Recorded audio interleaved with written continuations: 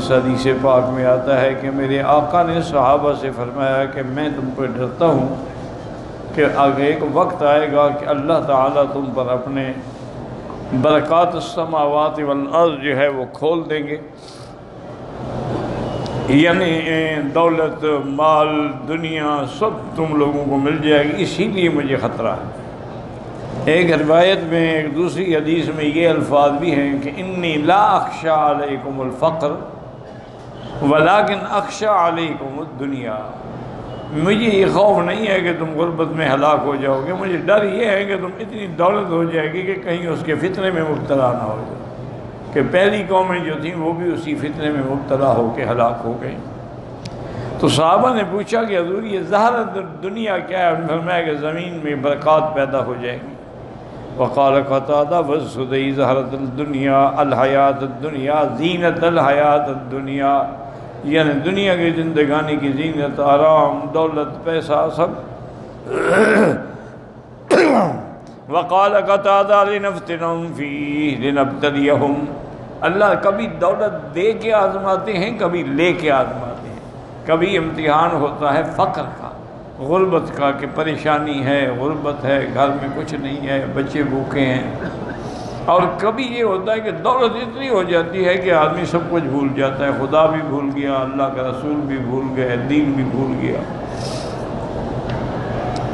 اسی طرح سیدنا امیر المومنین حضرت عمر رضی اللہ عنہ جب فتوحات ہوئے اور بڑے بڑے ملک فتح ہو گئے، قیصر و کسریٰ فتح ہو گئے، اموال غنیمت کے ڈھیر لگ گئے، بیت المال بھر گئے، تو حضرت عمر نے فرمایا کہ ابتلینا بالضراء فصبرنا ثم ابتلینا بالسراء فلم نصبر۔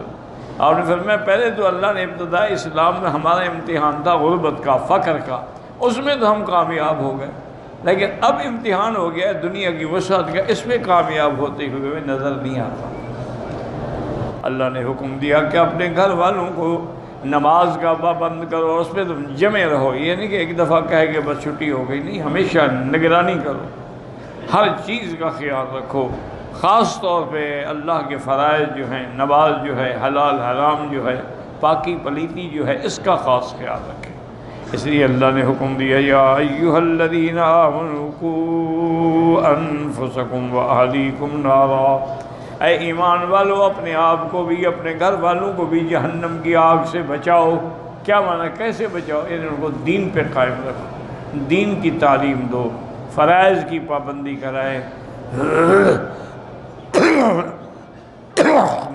آج افسوس یہ ہے، بدقسمتی ہے ہماری، کہ آج گھر میں آدمی سب خیال کرتا ہے میرا گھر ٹھیک ہو، میرے حمام ٹھیک ہو، میرا بیڈ روم ٹھیک ہو، ڈرائنگ روم ٹھیک ہو، کھانا وقت پہ پکے، اعلیٰ سے اعلیٰ ڈشیں ہوں، بچوں کا کپڑے، لیکن یہ فکر نہیں ہوتا کہ بیوی نے نماز بھی پڑھی ہے کہ نہیں پڑھی، بچوں نے نماز بھی پڑھی ہے کہ نہیں پڑھی۔ اس کا خیال کرے، اس لیے کہ وہ جب خود نہیں پڑھتا کسی اور کا کیا خیال کرے۔ یہ بڑا امتحان ہے جس کی وجہ سے گھر برباد ہو گئے۔ زید بن اسلم اپنے والد سے روایت کرتے ہیں کہ حضرت عمر بن الخطاب کے پاس میں بھی وہیں رہتا تھا، اور میرے ساتھ یرفع غلام تھا ان کا، وہ بھی وہیں رہتا تھا۔ تو رات کو آپ نمازیں پڑھتے تھے، کبھی کبھی آپ نہیں بھی اٹھتے رات کو، لیکن جب بھی اٹھتے تو فوراً اپنے گھر والوں کو جگاتے۔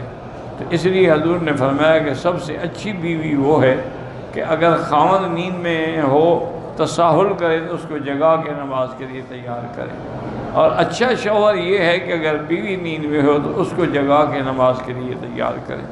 اللہ نے فرمایا مجھے اپنے بندوں سے کوئی دولت، دنیا، رزق کچھ نہیں چاہیے، بلکہ رزق تو ہم تمہیں دیتے ہیں۔ اور یہ یاد رکھو جب تم نماز کی پابندی کرو گے، گھروں میں نماز ہوگی، اللہ کا ذکر ہوگا، تو اسی جگہ سے اللہ رزق دیں گے، تمہیں گمان بھی نہیں ہوگا۔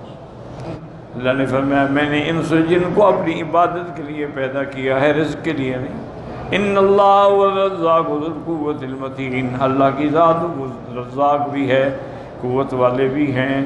اللہ تبارک و تعالیٰ کی شان جو ہے سب کچھ دینے والے اللہ ہیں۔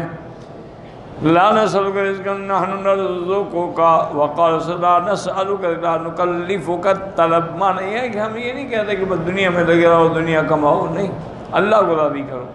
حفظ ابن غیاث حضرت شام اس کے والد سے روایت کرتے ہیں کہ جب وہ دیکھتے دنیا داروں کو کہ کیسے دنیا کے عیش میں ہیں، اور جب واپس آتے اپنے گھر میں تو یہ آیت تلاوت کرتے کہ اللہ کا حکم ہے کہ ان دنیا داروں کی طرف نظر نہ ڈالو، یہ عارضی اور فانی کی رونق ہے، مٹ جانے والی ہے۔ اس کے بعد فرماتے الصلاۃ، اٹھو بھی گھر والو، اللہ رحم کرے، نماز پڑھو۔ حضرت جب ثابت سے روایت ہے کہ حضور پاک نے فرمایا اذا کان اصابو، جب حضور کو کوئی تکلیف کوئی پیش آتی یا قلت ہوتی، کوئی کھانا کوئی چیز گھر میں نہ ہوتی، تو آپ فوراً گھر والوں سے کہتے بھی بس نماز پڑھو تم۔ جب وہ نماز پڑھتے تو نماز کی برکت سے اللہ تعالیٰ وہ ساری پریشانیاں اور مشکلات جو ہیں وہ دور کر دیتے۔ تو ایک میری درخواست ہے آپ حضرات سے کہ اللہ پاک نے آپ کو کعبہ شریف کی زیارت بھی نصیب کی، مدینہ پاک کی بھی، عمرہ بھی، تو واپس جا کر سب سے بڑی بات یہ ہے کہ اپنے گھر والوں کو جو اللہ کے فرائض ہیں نا ان کا پابند کرو۔ نماز فرض ہے، وہ ہر لحاظ سے پڑھیں، دکھ ہے، سکھ ہے، غربت ہے، عمارت ہے، پیسہ ہے، نماز اللہ نے معاف نہیں کی۔ آپ نے دیکھا نہیں کہ حضور پاک بے ہوشی طاری ہو جائے، پھر بھی پوچھتے ہیں الصلاۃ الصلاۃ، نماز۔ اسی طرح رمضان کے روزے فرض ہیں، مرد ہو عورت ہو، بالغ ہے عاقل ہے پاگل نہیں ہے، روزہ فرض ہے۔ اب جتنے دن عورت کو ایام حیض ہیں، 7 دن ہیں، 8 دن ہیں، وہ روزہ نہیں رکھے گی، لیکن بعد میں قضا کرے گی۔ نمازیں بھی نہیں پڑھے گی، لیکن بعد میں نماز کی قضا نہیں۔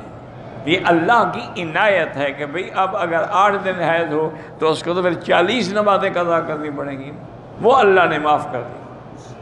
لیکن روزے تو سال میں 8 ہیں نا، وہ تو کبھی بھی قضا کر سکتی ہے۔ تو ایک نماز کی پابندی اور ایک روزے کی خاص طور پہ سختی سے پابندی۔ اور تیسری چیز یہ ہے کہ ان کو یہ ہدایت کریں کہ جب بھی کوئی چیز کھانا پانی پکائیں تو فوراً پڑھیں بسم اللہ الرحمن الرحیم، اس کے اندر بڑی برکتیں ہیں۔ اور آپ کی ذمہ داری یہ ہے کہ گھر میں رزق حلال کما کے لائیں، ان کو رشوت یا حرام کا پیسہ نہ دیں، نہ ان کو حرام پہ ہلائیں۔ اگر پیٹ میں حرام جائے گا تو پھر باقی حرام کام بھی کھل جائیں گے۔ حرام کا ایک نہیں ہوتا نقصان، بلکہ جیسے شرابی ہے، اب شراب بھی ہے گا تو باقی زنا بھی ہوگا، پھر شباب بھی ہوگا، کباب بھی ہوگا، رشوت بھی ہوگی، پھر اس کو پیسہ بھی چاہیے۔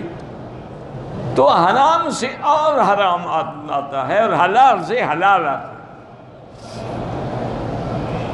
اور اپنی اولاد کی نگرانی کریں۔ آج کل کوئی مشکل نہیں ہے، چھوٹی سی نماز کی کتابیں چھپی ہوئی ہیں، گھر میں بیٹھ کے سب کو پڑھائیں، سب کو یاد کرائیں اور ان سے سنیں کہ ان کو آتی بھی ہے نماز پڑھنی کہ نہیں آتی۔ اگر نہ آئے تو ساتھ کھڑے ہو کے 2 رکعت نفل کی نیت کر لیں اور ان کو سمجھائیں کہ نماز کیسے پڑھنی ہے، کہ کیسے اللہ اکبر کہنا ہے، کیسے ہم نے قرات کرنی ہے، کیسے ہم نے قیام کرنا ہے، کیسے ہم نے رکوع کرنا ہے۔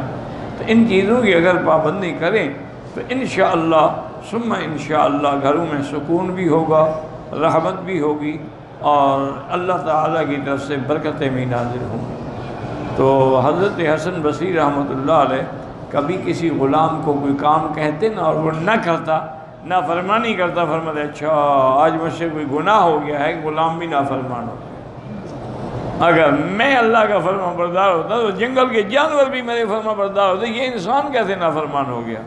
اس کا معنی یہ ہے کہ مجھ سے کوئی غلطی ہوئی جس کی وجہ سے یہ نافرمانی کرے۔ بیوی نافرمان، اور یہ اولاد نافرمان، بھئی تمہارے اندر بھی کمی ہے، اس کمی کو ڈھونڈو اور اپنا علاج کرو، اس کے بعد وہ سب ٹھیک ہو جائیں گے۔ لیکن اگر تم اپنی کمی پر نظر ہی نہ ڈالو، بس یہ بیوی نافرمان ہے، بڑی بد زبان ہے، بڑی ایسی ہے، تو بھئی دیکھو آخر کیوں، وجہ کیا ہے؟ جب تک ڈاکٹر بیماری کی جڑ کو تلاش نہ کرے علاج نہیں ہو سکتا کہ بھی یہ بیمار تو ہے لیکن کیوں بیمار ہے۔ تو اس لیے ہمیشہ ان چیزوں کا خیال رکھیں، اور بس اس دور میں یہی چیزیں جو ہیں وہ کافی ہیں کہ نماز ہو، روزہ ہو، فرائض کی پابندی ہو، رزق حلال ہو، اور صدق مقال ہو کہ جھوٹ نہ بولیں، اور ہر چیز کی ابتدا میں بسم اللہ پڑھیں اور آخر میں الحمدللہ پڑھیں، اللہ کا اس نعمت پہ شکر ادا۔ اور یہ کوئی مشکل مسئلے نہیں ہیں کہ جو حل نہیں ہو سکتے۔ اللہ پاک فرماتے ہیں کہ اے آدم کے بیٹے، تم عبادت کے لیے اپنے آپ کو فارغ رکھو، میری عبادت کرو، میں تمہارے سینے کو بھر دوں گا غنا سے، اور تمہاری بھوک شوک سب مٹا دوں گا، اور اگر تم نے میری طرف توجہ نہ کی تو تیرے دل کے اندر، تیرے سینے کے اندر مختلف افکار اور اشغال بھر دوں گا، اور میں تمہاری حاجات کو بھی پورا نہیں کروں گا۔ حضرت ابن مسعود فرماتے تھے، میں نے تمہارے پاک نبی صلی اللہ علیہ وسلم سے سنا، جو آدمی سب ہم غم چھوڑ کے قیامت کا فکر کرنا شروع کر دے، اللہ اس کے سارے دنیا کے کام اور غم جو ہے مٹا دیتے ہیں، اور جو اپنے آپ کو دنیا کے غموں میں الجھا لے، پیسہ کاروبار یہ وہ، تو اللہ کا جس وادی میں جا کے ہلاک ہو، مجھے اس کی کوئی غرض نہیں ہے۔ جس نے صرف دنیا کو اپنا مقصود بنا لیا کہ بس عجیب بلڈنگ بن جائے، مکان بن جائے، پیسہ ہو جائے، تو نتیجہ اس کا یہ ہوتا ہے کہ اللہ تبارک و تعالیٰ اس کے معاملات کو بھی پھیلا دیتے ہیں، وجعل فقرہ بین عینیہ، اس کے دونوں آنکھوں کے درمیان میں گویا کہ فقر لکھ دیا جاتا ہے، ولم یاتہ من الدنیا الا ما کتب لہ، اور دنیا سے بھی وہی ملے گا جو اللہ نے اس کے لیے لکھا ہے۔ من کان، اس کے بعد فرماتے ہیں من کانت الآخرۃ نیتہ، اور جس کی آخرت کی نیت ہو کہ میری آخرت بن جائے، رب راضی ہو جائے، حضور راضی ہو جائے، مجھے دین آ جائے، جمع لہ امرہ، اللہ اس کے معاملات کو اکٹھا کر دیتے ہیں، وجعل غناہ فی قلبہ، اس کے دل کو غنی کر دیتے ہیں، واتت الدنیا وہی راغبۃ، اور دنیا ایسی آتی ہے کہ سد نواڑ کے اس کے دروازے پہ آتی ہے۔ اصل کامیابی جو ہے وہ اللہ سے ڈرنے والوں کے لیے، کامیابی کیا ہے؟ جنت، اور جنت کس کو ملے گی؟ متقین کو۔ حضور فرماتے ہیں کہ میں نے خواب میں دیکھا کہ ہم عقبۃ بن رافع کی حویلی میں ہیں اور ہمیں کھجوریں تازہ پیش کی گئیں، تو میں نے سمجھ لیا کہ اس میں اشارہ ہے کہ اللہ پاک ہمیں دنیا میں عزت بھی دیں گے، رفعت بھی دیں گے، اور ہمارا دین جو ہے وہی پوری دنیا پہ غالب آئے گا اور چھا جائے گا۔ واللہ اعلم۔